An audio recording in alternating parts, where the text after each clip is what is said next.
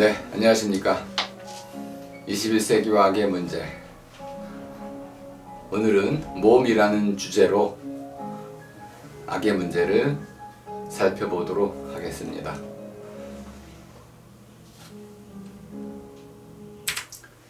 자, 앵그르라는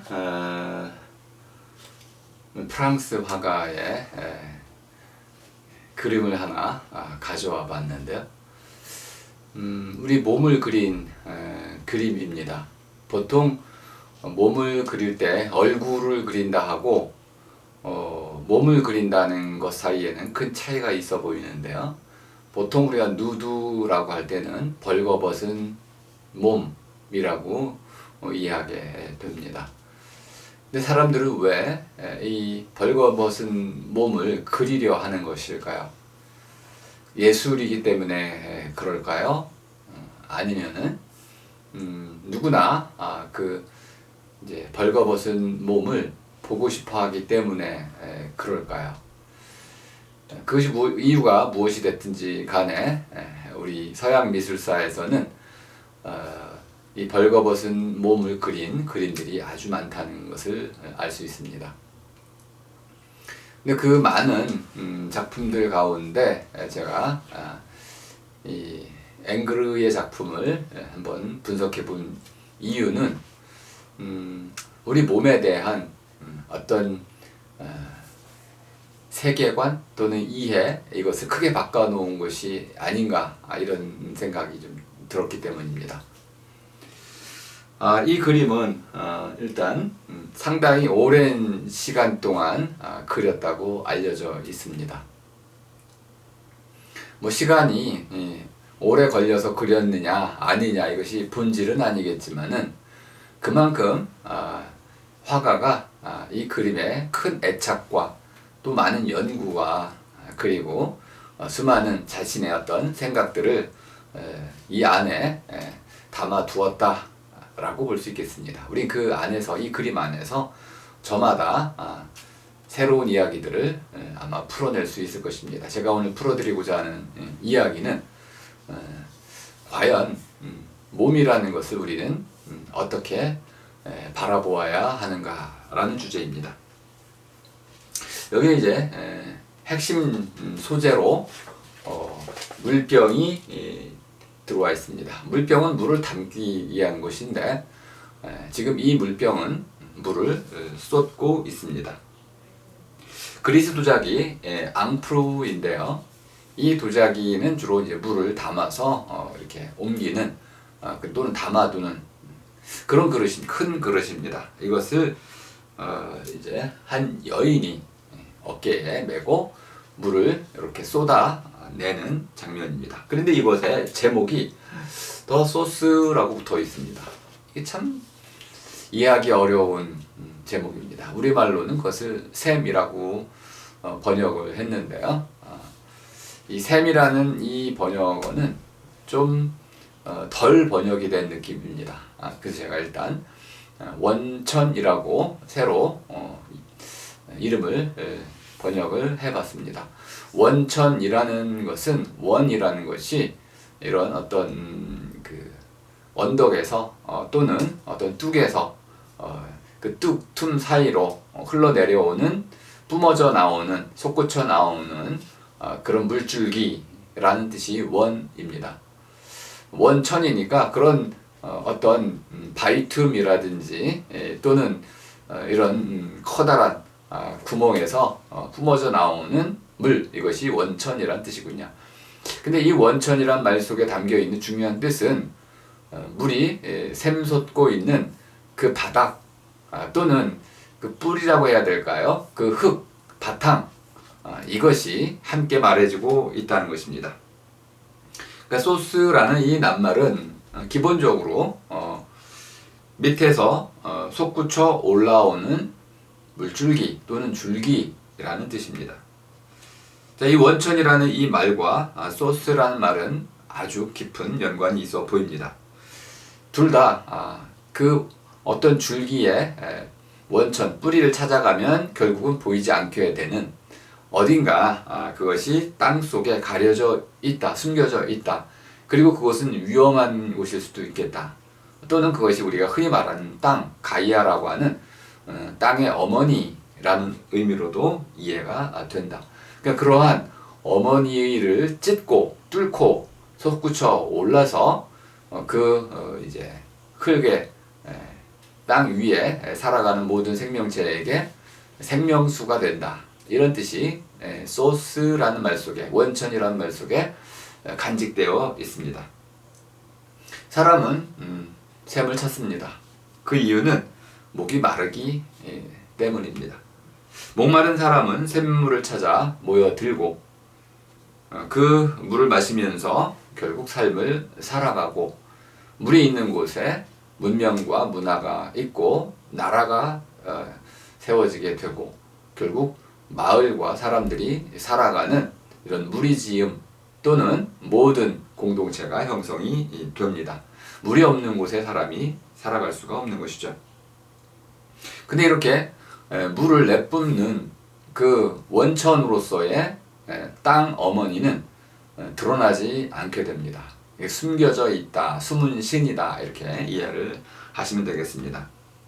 땅 어머니는 물 바깥으로 자신의 몸을 드러내는 법이 없습니다. 그러니까 실제 이 그림은 땅 어머니를 그려낸 것은 아니라고도 볼 수 있습니다. 제 해석이 좀 과하게 지나치다고 보실 수도 있겠는데, 자, 어머니로서의 땅은 모든 것을 떠받치는 것입니다. 우리말 땅이 덮개 또는 뚜껑이라는 뜻을 갖고 있는데요.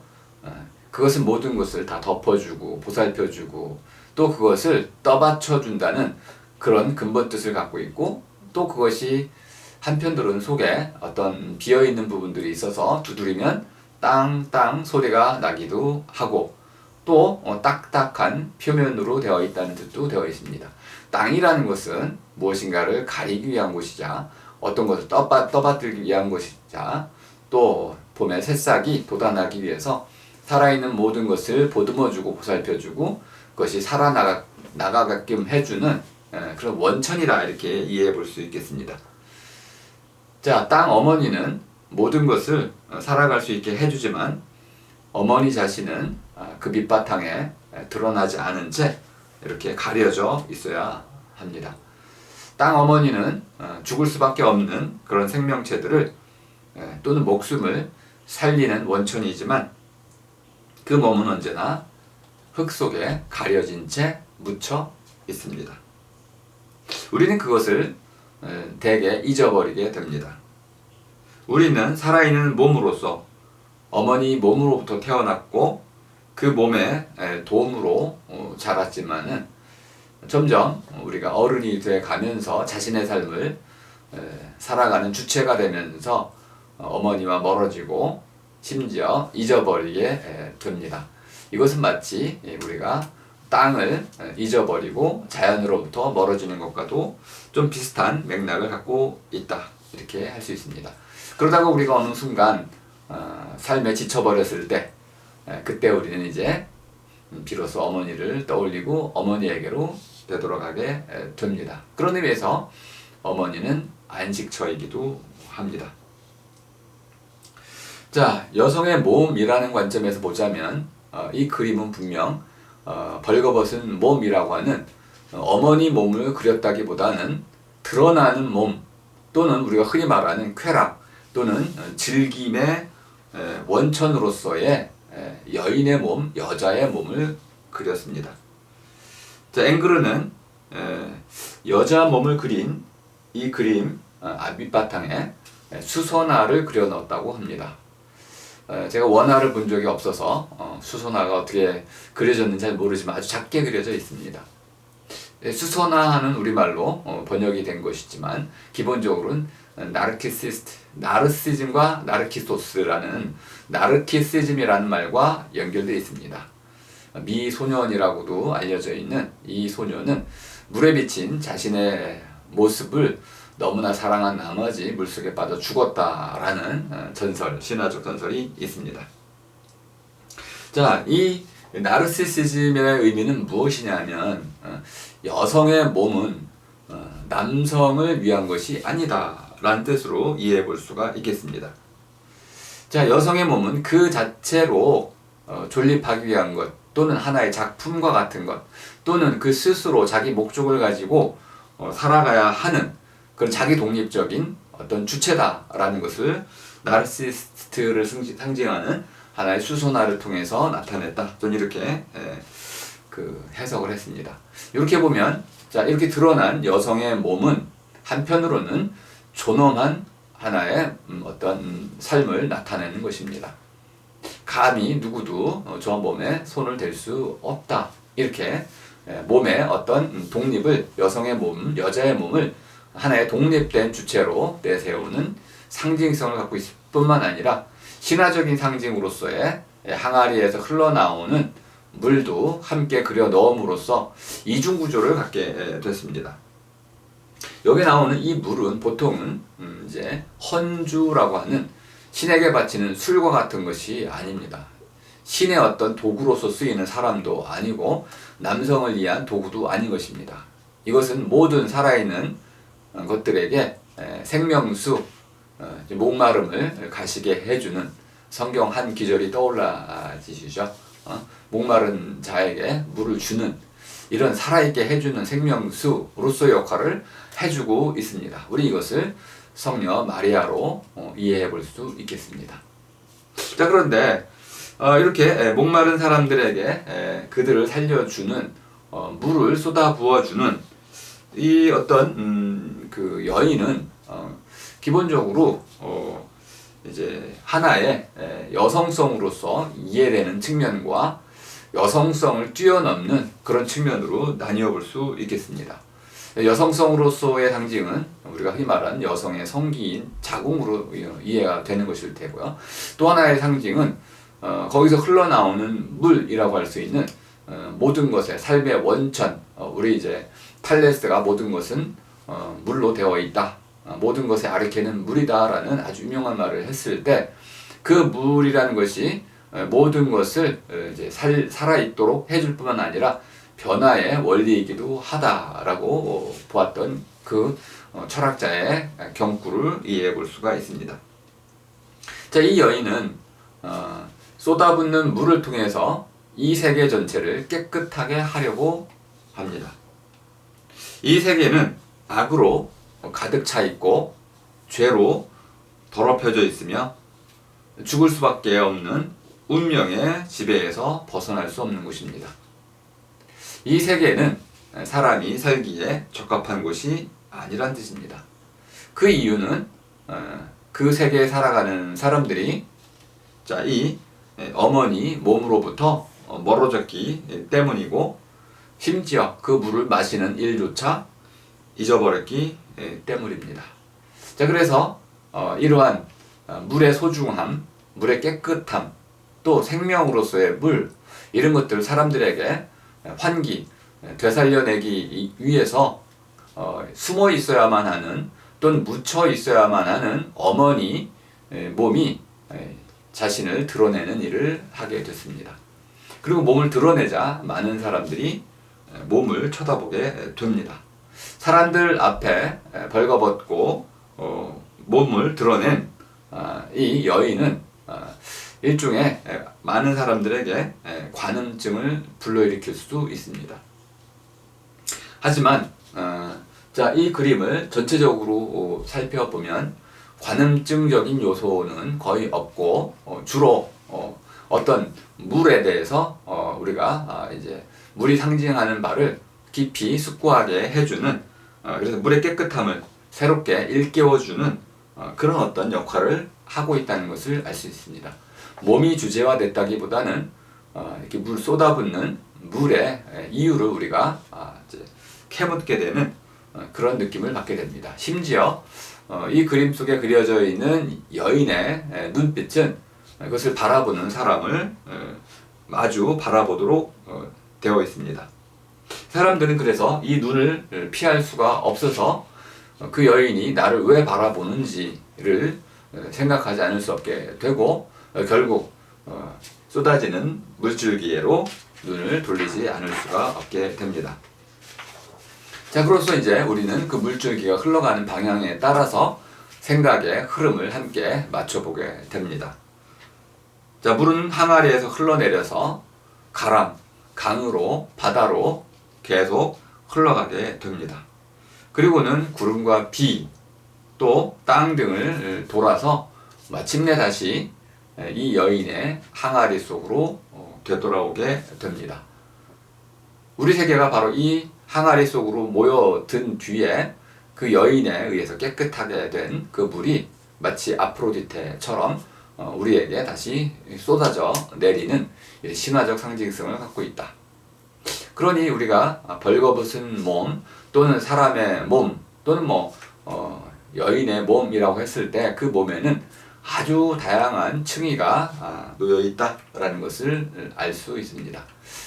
그런데 오늘날 우리에게는 이 몸이 완전히 새로운 관점에서 이해되고 있습니다. 제가 이제 오람이라고 쓰는데 오늘날 사람, 오람들의 경우에는 이제 이렇게 여러분들이 인터넷에서 얼마든지 쉽게 찾아볼 수 있는 인체 해부도, 장기도입니다. 우리의 몸은 앵그르가 나타내려고 했었던 그 신화적인 영역에서 이미 한참 벗어나 있습니다. 그리고 성녀 마리아와 같은 이러한 종교적인 이런 신성화의 영역에서도 이미 벗어나 있습니다. 만약 누군가가 동정녀 마리아가 아이를 낳았다라고 하면 이런 과학적 관점에서 그것을 전혀 받아들이려 하지 않을 것입니다. 그리고 또 하나는 플라톤이 고대 그리스 철학자로서 몸에 대해서 그 몸이라는 것이 영혼의 감옥이다라는 하나의 그 당시의 세계관을 피력을 했습니다. 피타고라스 학파에 의한 것이긴 하지만은 기본적으로 이제 플라톤은 몸을 영혼의 어떤 감옥으로서 이렇게 영혼이 몸으로부터 해방되는 그 죽음을 맞이하는 그 순간에 진정한 삶, 참다운 삶, 이데아계라고 하는 영원히 변화하지 않는 이런 세계를 우리가 바라보게 된다라고 봤습니다. 물론 이제 아리스토텔레스는 이제 그와 저는 다른 방식으로 몸을 이해했습니다. 몸과 마음이라는 것이 특히 마음이 드러나는 하나의 장소로서 몸을 이해하기도 했습니다. 하지만 이제 그러한 신화적이고 철학적이고 종교적인 이런 모든 이해는 오늘날 이제 이런 과학적 이해에 완전히 자리를 빼앗기고 말았다고 저는 봅니다. 탈종교와 탈철학화, 탈신학화는 이미 몸의 영역에서는 이미 다 일어나고 있다. 이렇게 볼 수 있겠습니다. 이건 심지어 3차원 영상입니다.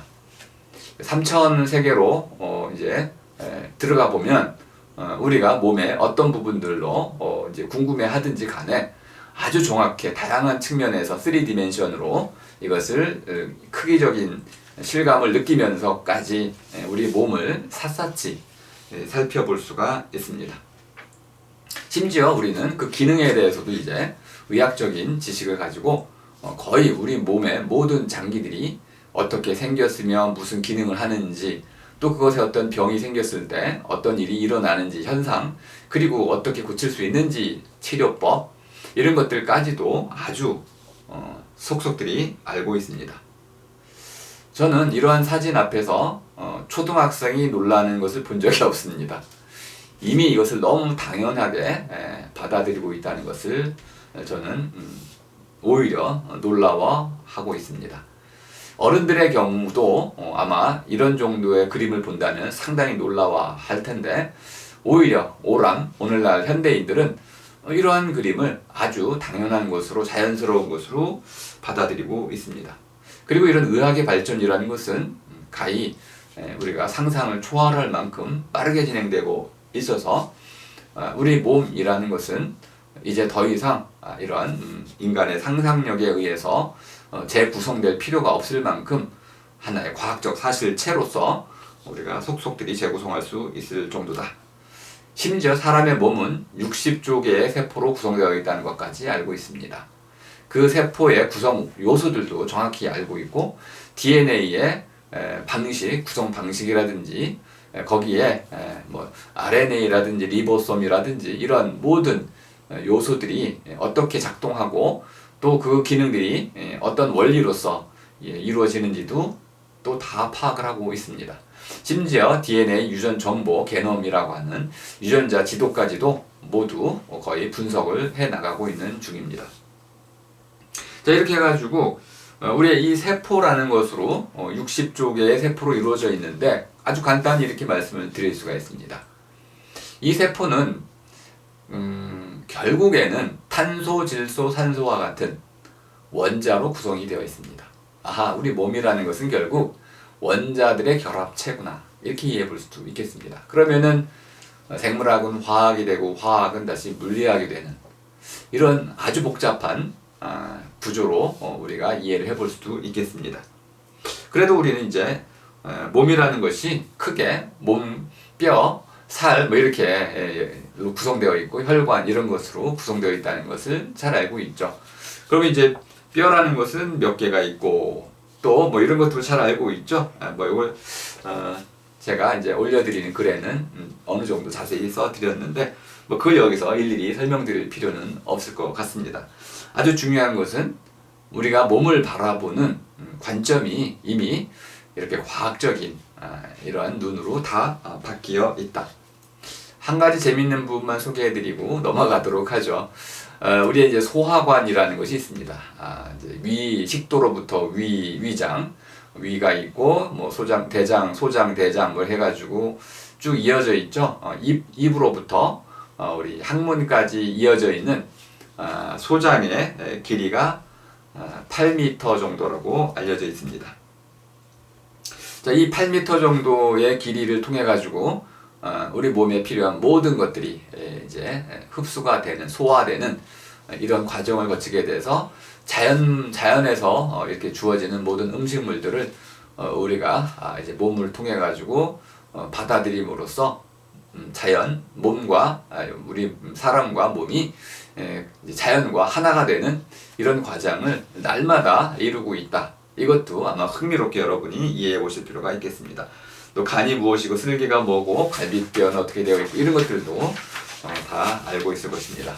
근데 제가 보기에 가장 신비로운 것 중에 하나는 크게 두 군데인 것 같습니다. 심장을 비롯한 이제 그 핏줄이라는 거 하고요. 또 하나는 결국은 뇌와 관련된 신경이 아닌가. 물론 이제 뭐 호르몬 이런 것도 아주 신기하기는 이를 데가 없지만은 그래도 제 개인적으로는 자, 이 혈관, 핏줄이라는 건 동맥, 정맥 그리고 모세혈관 세 이제 구조로 이루어져 있는데요. 이것을 다 합치면은 이제 12만 킬로미터쯤 된다고 그럽니다. 아마 이것은 지구 둘레의 3바퀴 정도 되는 길이입니다. 가히 상상이 안 되는 크기입니다. 우리의 몸 안에 이렇게 엄청난 규모의 핏줄이 있다는 것 자체가 놀랍고요. 또 그것이 태어나서 죽을 때까지 그렇게 끊기지 않고 지속돼서 쓰인다는 것 자체도 신비롭기 이를 데 없습니다. 자, 그런데 우리의 그 뇌는 결국 뉴런이라고 하는 뇌세포에 의해서 연결되는 뉴런들에 의해서 우리가 생각하고 또 마음을 갖게 되는 이런 현상들을 우리가 또 갖게 됩니다. 이 뇌에 의해서 인간의 문명이 다른 여타의 동물들과 전혀 다른 형태가 되어 있다는 건 누구나 알고 있는 것일 겁니다. 이 뇌는 몸무게의 2% 정도에 불과하고 또 그렇지만 뇌가 쓰는 산소 양은 우리 몸의 20% 정도를 써야 할 정도로 산소라는 것은 굉장히 중요한 요소입니다. 산소가 들어가는 곳은 결국 이제 불이 타는 거죠. 연소가 되는 것입니다. 우리 몸에 열이 나는 것, 36.5도의 열이 나는 것은 우리 몸 어디선가 세포 안에 끊임없이 산소에 의해서 이렇게 불이 붙고 있다. 이렇게 이해해 볼 수가 있습니다. 폭발적인 에너지 때문에 우리가 마음대로 움직여 갈 수가 있는 것입니다. 나무의 경우에는 이런 산소 호흡을 포기하고 광합성이라는 것으로 갔기 때문에 움직일 수는 없지만은 오래 장수할 수 있는 특징은 또 갖고 있죠.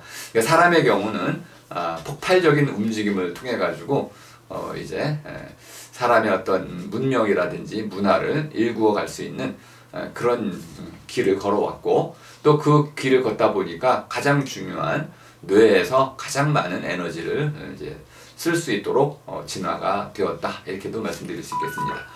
제가 좀 사람의 몸에 대한 여러 가지 이야기를 말씀드렸는데, 자, 그런데 우리가 몸을 뭐라고 아무튼 이야기하든지 간에 우리 상식 속의 몸이라는 것도 우리가 잘 알고 있습니다. 자, 그럼 이제 상식 속의 몸이 무엇인지 잠깐 설명을 드려보겠습니다. 우리 상식 속의 몸이라는 것은 우리가 과학적인 몸, 또 신화적인 몸과는 좀 거리가 있는 우리 나날살이 속에서 우리가 늘 깨닫는 몸, 이렇게 이해해 보시면 되겠습니다. 기본적으로 우리가 깨닫는 것은 몸은 사람마다 다르다라는 것일 겁니다. 이게 저한테도 굉장히 중요한 발견이었는데요. 결국 말이 다르고 사람의 삶이 다른 이유 중에 하나는 그 모든 것들을 담아두고 있는 몸이 다르기 때문에 그렇다. 몸이 바뀐다면 우리 삶이 아주 근본적으로 바뀔 수 있다. 이렇게 제가 이해를 해볼 수 있었는데요. 몸이 사람마다 다른 이유는 유전자적인 측면이 크다고 말할 수 있겠지만은, 어쨌든 이러한 다양성이 주어지는 것 자체, 우리는 이런 의미에서 이 삶의 어떤 중요한 측면을 볼 수가 있습니다. 사람이 서로 그 몸의 구조, 뼈대, 얼개 이런 것들은 비슷합니다. 하지만 천천히 살펴보면 하나도 닮은 구석이 없다는 것을 알 수 있습니다. 비슷하게 같긴 한데 똑같은 경우는 하나도 없고요.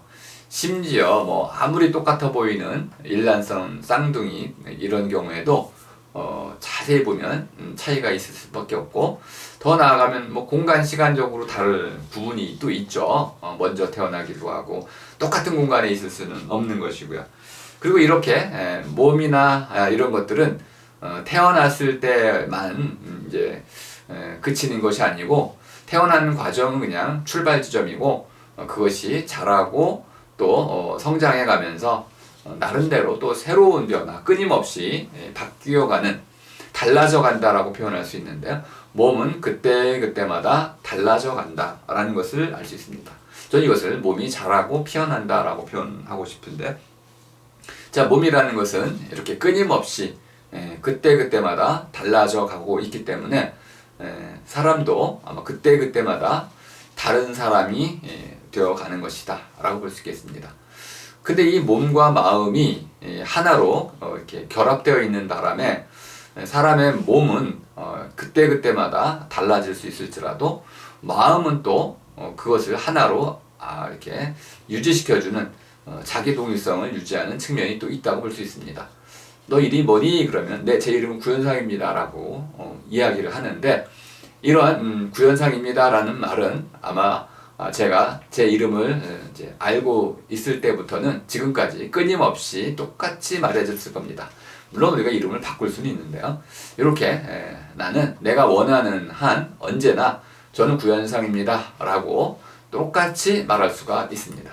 물론 제 몸에 대해서도 그렇게 얘기할 수 있겠지만은, 아마 제가 평생을 사진을 날마다 찍어 왔을지라도 그 몸이 똑같다라고 보기에는 상당히 어려울 것입니다. 자, 반면에 우리 몸과 마음은 한데 이렇게 결합이 돼서 삶을 이루어나가는 두 구성 요소가 된다, 이렇게 말할 수 있겠습니다. 그래서 몸과 마음의 관계가 이렇게 굉장히 어려운 하나의 주제가 돼 버렸는데요. 저는 앞에서 한번 말씀드린 적이 있는데요. 몸은 태어나는 것이다. 태어나서 자라나고 또 끊임없이 달라져 가긴 하지만은 기본적으로 몸은 태어나는 것이다. 그런데 마음은 타고난 것이다. 그래서 몸은 있어도 마음이 없을 수 있다. 그러니까 태어난 몸 안에 몸이 없을 수는 있다는 겁니다. 또 있던 그 마음이 떠날 수도 있습니다. 그러니까 몸이라는 것은 타고난 것이 아니라 태어난 것이고, 마음이라는 것은 태어난 것이라기보다는 타고난 것이다. 이 둘 사이 깊은 연관이 있지만은 기본적으로 몸과 마음은 똑같은 것이 아니다. 분명히 다른 것이다 라고 이해해 볼 수 있겠습니다. 그럼 이제 우리가 가끔 이렇게 묻습니다. 몸이 중요하냐 마음이 중요하냐, 뭐 이런 거는 어리석은 질문이겠죠. 그 둘을 갈라서 이해할 수는 없기 때문에 기본적으로 몸과 마음은 하나다라고 이해를 해야 될 것입니다. 몸이라는 이 낱말 자체는 모으는 것이다 라는 뜻입니다. 몸이라는 것이 무엇인가를 모으는 것일 때 그 모으는 것들은 기본적으로는 몸의 각 부분들입니다. 눈, 코, 입, 귀, 장기들 이런 거. 이 모든 것들을 하나로 모아둔 것, 이것이 몸입니다. 그러니까 몸이라는 것은 이런 다양한 우리 기관들, 그릇이라고 이야기할 수 있겠습니다. 심장은 피를 돌게 하는 그릇이고, 눈은 어떤 빛을 받아들여서 무엇인가를 볼 수 있게 해주는 그런 그릇이다. 그릇이라는 말이 조금 애매할 수도 있는데요. 어쨌든 무엇인가 그 기능, 해낼 수 있는 힘을 담아둔 것이 그릇이다 라고 했을 경우, 우리 몸이라는 것은 이런 모든 저마다의 기능을 담당하는 역할들을 해낼 수 있는 그릇들을 한데 또 모아서 담아놓은 커다란 또 그릇이다. 그러니까 몸은 그릇의 그릇이다. 이렇게도 볼 수 있겠다는 겁니다.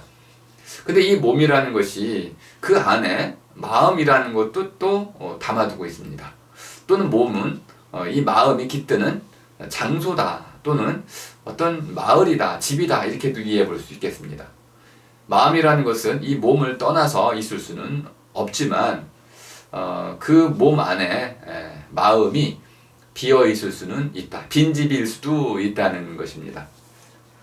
다만 우리가 이게 몸 마음의 관계를 이렇게 집이나 마을이나 어떤 장소 개념으로 이해하는 것은 아주 위험한 개념입니다. 다만 비유를 들자면 그렇다는 것이고요. 마음이라는 것은 오늘날에는 뇌의 한 이제 활동으로 이해를 하게 됩니다. 예를 들어서 감정이라는 것은 오래된 기억과 같은 것이다. 근데 이 기억이라는 것은 뉴런 시냅스들의 패턴, 어떤 일관적으로 일어나는 패턴이다. 이렇게도 이해를 하기 때문에 뇌의 활동을 마음으로 이해할 수도 있다. 이렇게도 볼 수 있기 때문에 마음과 몸을 굳이 비유적으로 설명하긴 할 필요는 없겠지만은, 그래도 우리가 일상적으로 마음이라는 것과 몸을 굳이 이제 관계를 설명해 보자면은, 저 같은 경우에는 마음이라는 것은 이렇게 몸이라는 그 안에 깃들여 살아가는 어떤 그 주인, 임자다라고 볼 수 있겠다. 근데 저는 가끔은 마음이 몸의 임자가 아니라 거꾸로 아닌가, 몸이 마음의 임자 아닌가라고 생각될 때도 있습니다. 졸릴 때 자야 되잖아요. 이러면 이제 내가 아무리 의지를 갖고 졸음을 쫓으려고 하더라도 그럴 수 없고, 또 몸이 아플 때는 몸이 원하는 모든 것을 들어줘야 되죠. 그러니까 몸과 마음의 관계를 이렇게 주인의 관계, 임자의 관계로 누구 것이냐 이렇게 묻는 것 자체가 어리석긴 하지만은 그렇게 이해해 볼 수 있는 부분도 있다라는 것입니다. 하지만 오늘 제가 상식적으로 말씀드리려고 하는 우리 몸, 마음의 관계는 무엇이냐면, 몸이라는 것은 내 마음이 나를 자각하고 깨닫고 또 내가 누구인지를 드러내기 위한 하나의 창구이자 표현의 수단이자 그것을 보증하는 하나의 주체이다. 이렇게 볼 수 있다는 겁니다.